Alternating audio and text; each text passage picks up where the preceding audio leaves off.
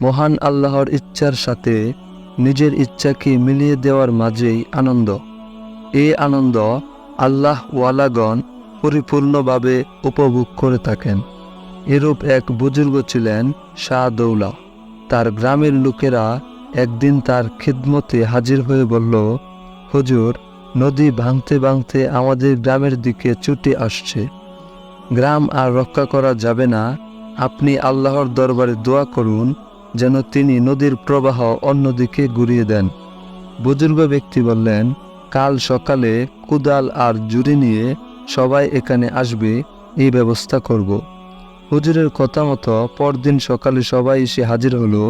হুজুর সবাইকে নদীর কাছে নিয়ে গেলেন। অতঃপর বললেন, গ্রামের দিকে পানি যাওয়ার রাস্তা খনন করতে শুরু করো। লোকেরা বলল, হুজুর, এভাবে তো নদী 2 দিনের রাস্তা একদিনই অতিক্রম করে সম্পূর্ণ গ্রামকে গ্রাস করবে। তিনি বললেন, নদী গ্রামের দিকে যেতে চাচ্ছে, আল্লাহরও তাই ইচ্ছা, দৌলাহরও তাই ইচ্ছা। আল্লাহ যেদিকে আমিও সেদিকে, তোমরা খনন করতে শুরু করো। সে যুগের লোকেরা আল্লাহওয়ালাদের খুব অনুসরণ করত।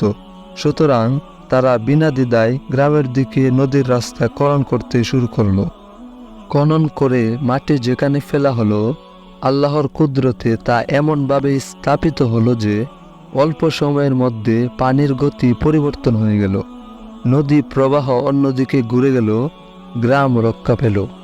আল্লাহর ইচ্ছার সাথে নিজের ইচ্ছাকে এরূপ শর্তহীনভাবে মিলিয়ে দিলে আল্লাহর সাহায্য নেমে আসে।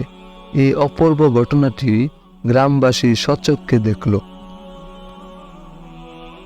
এজন্য আমাদের উচিত সদা সর্বদাই মহান আল্লাহ তাআলার সমস্ত সিদ্ধান্তের উপর অটল থাকা।